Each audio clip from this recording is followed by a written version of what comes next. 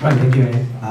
Hi, again, my name is Jun Kim. They call me JK. So, I actually created this app called Cardpal. A few years ago, I saw some lady, asking the waiter, excuse me, Captain, what sort of credit card discount you have here?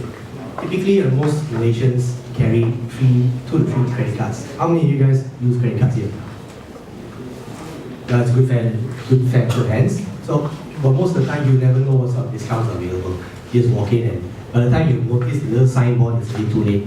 So, what we did was we painstakingly have compiled all the information that you would need into one simple HTML5 mobile website. You just go into cardpal.com and you can just search by location. It will show you every discount by card, and it is also selectively shown by which one has by banks and by merchant. So, as you can see, here we feature almost every shopping mall in Malaysia. We even have hotels, and we even have some amusement parks as well. That's like such as Legoland, they accept credit cards. And we, like I said, we put our discounts side by side so that you can compare by this with just one look. Which one gives you 10, which one gives you 20, which one gives you 30. So you can make the decisions a lot faster.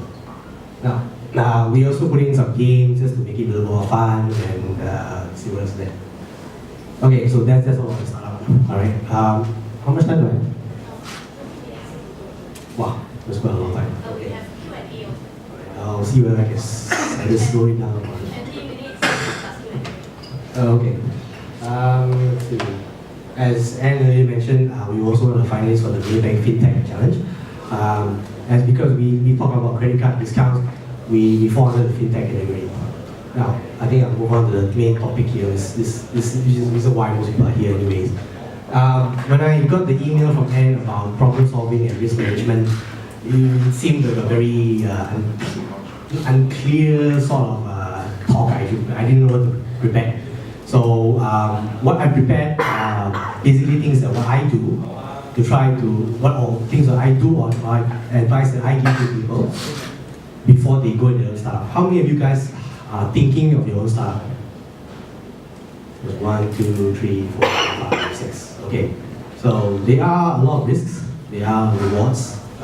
So I will share them one by one. And so, firstly, don't do it alone. Don't. You will go mad doing it alone.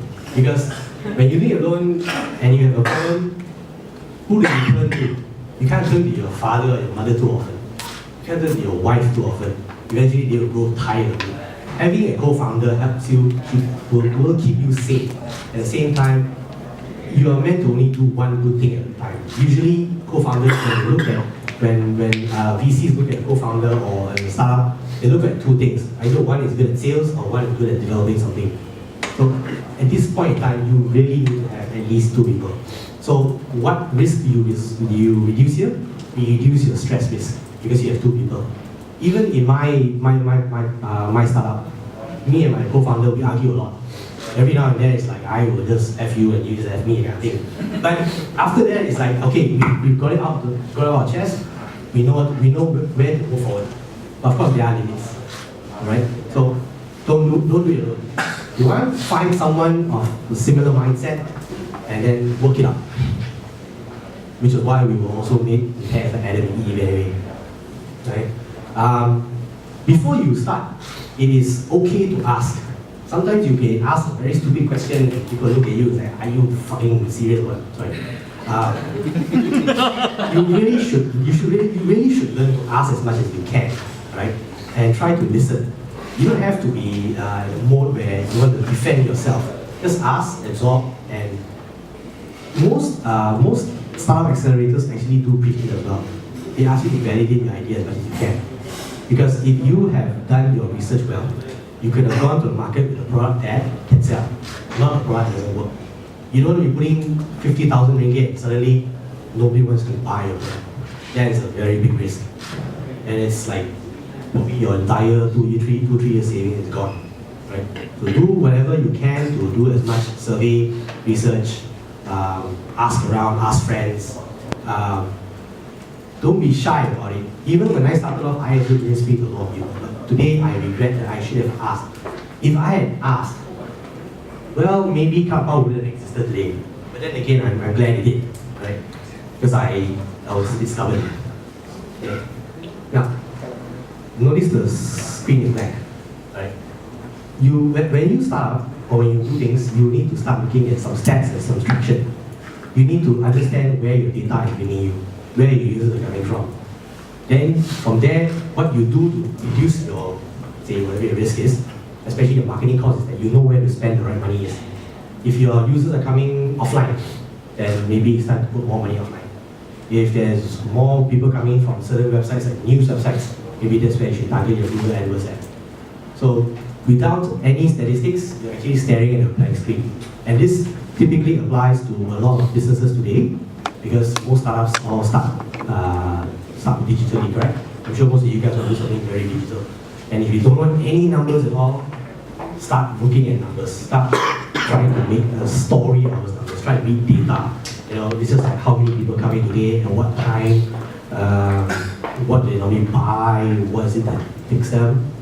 And just to go back a little bit, if your startup has gone to a certain stage, try to speak to your users as well. Find out why they come, what makes them come.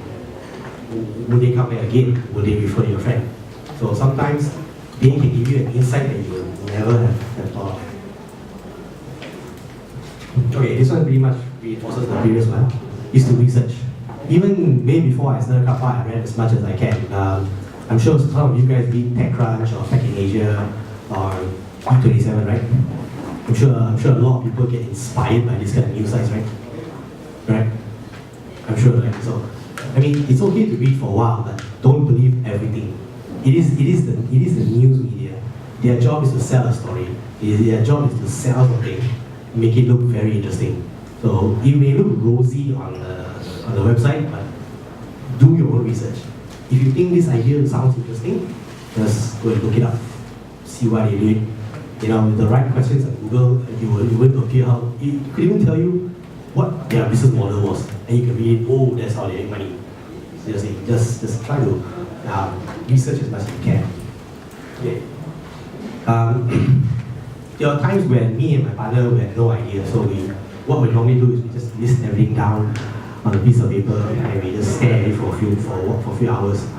Having an entire roadmap or a list of everything will give you better clarity. You know you have certain problems, you know you have certain solutions, you just can't map them. So it's good to just put it on a piece of paper. That is why you see a lot of startups with all those big walls with writings and everything. You don't have to do it at all. AirAsia's business model was a napkin. All you need is space to write it down. And writing it down helps you remember as well. So it's more hard writing now, like you guys are trying to write something. Okay? So, yes, map it out. It sounds very traditional, but it works. Right? Don't ever think of an empty stomach. Okay? I was going for meetings after I said, I need eat first. Right? So, okay. The business, this is the BMC. How many of you guys are familiar with BMC? Not many, in fact. Okay, BMC is known as the business model canvas. If you don't know what it is, please go look it up. Now, the business model canvas is designed for you to list down. Like earlier, I said you list down everything, but it has no structured format. The BMC helps you put all the information in a more structured format. You will know what your resources are, who your potential customers are, who your potential business partners are, where your suppliers, resources. Because once you put it all there, you can see which one is missing or which one is short. For example, you have a very good tech team, you have very good solid partners, but you have no customers, which means that hole needs to be filled. How can you fill it? You look back at the BMC and see what can you fill in that way. I won't elaborate much in the BMC. It's very much covered by almost any other startup or any other article out there. Just Google business model canvas. Alright? Because my lesson was I actually didn't build the business model canvas. Because if I had built the business model canvas, I probably would never done that part at all. Because it was missing one key point, and no revenue model. So don't, for my mistake, just do this for your own sake. Because it won't take a lot of time. In fact, one of the reasons why I didn't do this was because there's a little bit of ego. I felt that I could make it happen. So that's why I never relied on the BMC. But today, if I had to do it again, I already did this afternoon. The business model canvas will give you a lot of clarity. You need to know what you're doing. Because when you go into a startup, bear in mind that a startup usually is a business that has an unproven business model, like Uber and stuff like that. So you're taking a very big risk. This is not like opening up a sandwich shop and saying people will buy my bread. You're selling something that nobody may or may not pay you money for. So you're putting a big risk. You're putting all your time and your effort. I put in all my youth in it, that's all gone. So think about it. Before you do it, put everything you can on the BFC and see where it takes you. Okay? Find a real problem to solve. These days I see a lot of startups and all the pictures and stuff like that. Some of these ideas are, some of these are very kind of laughable at one point in time, you see. But that was 2-3 years ago. Things have improved in the startup scene in Malaysia. Magic has done a fantastic job in trying to get all the potential startup entrepreneurs with better pitches, but find a real problem to solve. Without that real problem, if you can't solve the real problem, you can't have a good opportunity.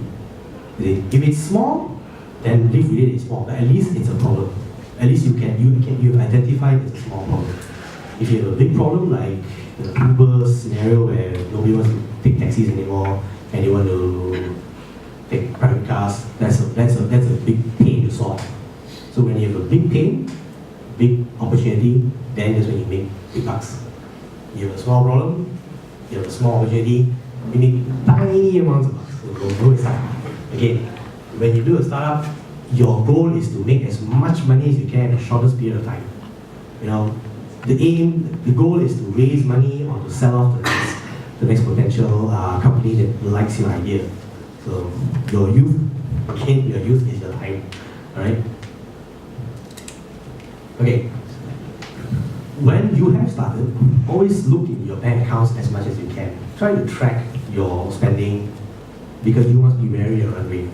The shorter your runway, which means you have to lift off as soon as you can. The longer it is, not everyone has $1, 2, $3 million in seed money. You probably have around 30,000-40,000 ringgit. That's money, but you also have time. You don't want to be spending on a product that takes you like a whole year to develop and suddenly there are these 7 competitors out there in the market. Right? And be wary of your runway because your runway determines your marketing, it determines your overhead expenses and so on. The more money you burn, the shorter it is. So you have to keep track. What I didn't keep track well enough was, again, my finances. Because I had one finance person, but as workload caught up, there was a bit of disconnect in information. So even as of today, I spent the entire day reorganizing all my numbers so that whenever I open my Google Sheets, I will know exactly how much money there is. Right? Because once it reaches zero, it's about to reach zero, I can't pay my staff already. He has to go and put a day to digitalize it. This is related to problem solving. Right? I jog quite a fair bit. So whenever I'm stuck with something, I say, let's just put it down and just go run, a few kilometers and stuff like that. Most Malaysian entrepreneurs don't take exercise seriously. Or most business people, they just, I can make a lot of money, I'm smart enough guy. Then they become a fat old guy that sits in the corner there. Yeah, I got money also, but I got health. You see? Running for me or taking some exercise helps with the mind and clarity. And if you notice, most of the younger entrepreneurs today, they're healthy physically and they're healthy mentally as well. And running, if you run alone, it's fine. But if you run with people, you're actually running along with like-minded people who also want to see you succeed. You see, the reason why people like to go join marathons and because there's a lot of people who also want to reach the finishing line. And when you are surrounding yourself with healthy and positive people, you will also be positive. I mean, some of the solutions I thought of was based on run, like, there I figured it out. Right?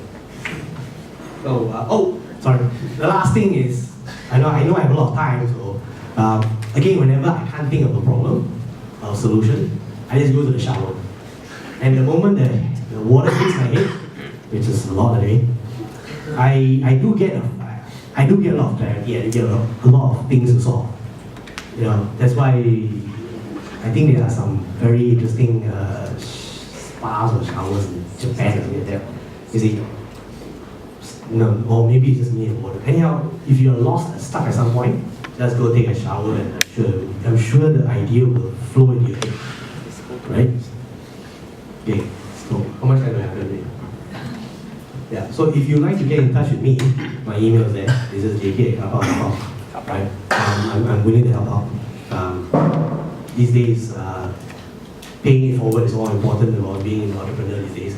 You don't want to be just receiving, you don't want to be on the receiving end. So I help someone in the past, I had people helping me, so it's my turn to help them as well. So if you have questions, if you need some pointers, if you need some directions, just drop me an email or you can ask me here. All right, thank you, JK, for the interesting sharing. So, when you have problems and you don't know how to solve it, so go and run, then after that shower, then run, and then shower again, right? Okay, all right. So, if you have any questions, you can raise up your hand, and then you can just ask JK. Anyone has any questions? Okay, otherwise then I will ask first. Okay, this gentleman. Hi, JK. Since I'm wondering how do they actually categorize your startup fintech? Is it because just they are relying on some credit card information, or because of your revenue is come from the credit card, some sensitive information? So they use fintech. Helpout is categorized as fintech because it's a new way to market credit cards. Fintech doesn't cover just the operational aspect or the product aspect. It can also cover marketing. One idea of fintech is peer-to-peer lending. Are you familiar with peer-to-peer lending? Yes. So that is also a method of fintech. It doesn't involve the banks. It doesn't. There's a standard. It's basically taking other people's money and lending to other people, but in a more structured format. It doesn't involve the banks at all. So fintech can be anything disruptive. So they categorize it as fintech because we positioned ourselves as a more unique way to compare credit cards. Because I said, hey, CIMB's credit card discounts are not as good as Maybank's. So do you see iMoney as your preferred? Ringgit plus iMoney, no, because they focus on lead generation. They want you to apply for credit cards. We are on the other hand encouraging people to spend. I want to tell you, hey, there's a 10% off Baskin Robbins if you use a credit card. So we're encouraging the way. That means your revenue actually is coming from those brands or the stock? We don't have a revenue model yet. Okay, so until today, it's yet to generate any. We'll figure it out when the time is right now. Okay. All right. Any other questions? Because today we talk about problem solving and also risk management. So I believe startups sometimes we will take pivot as one of the problem solving or also the risk management strategy. So do you have any experience in pivoting? Yes. When it comes to pivot, there are a few things to look at. One is your internal data. If you have a lot of, let's say your website has a lot of females coming in, then maybe it's time to move that. Then maybe your layout has to change, maybe your name must be a bit more female friendly, and so forth. That's one. Second thing is to look at your own internal resources. If you know you can, say, build an aeroplane, then you build an aeroplane. If you can't build a car, don't build a car. So pivoting it's better to look at your internal data. That will tell you where you're moving towards. Again, that's why I said you have to look at your data and your traction. If you don't know what these numbers are telling you, then you have no idea where you're going to. Basically, you do have to spend a lot of time with your customers understanding why are you doing this, why do you come back, why do you shop here, why do you do this, why do you do that. So, best way to pivot is on your current customer movement. So gathering data first and then understand your target customers, then from there only decide whether you need to pivot or not, right? Okay. Any other questions? Okay. Or maybe if you have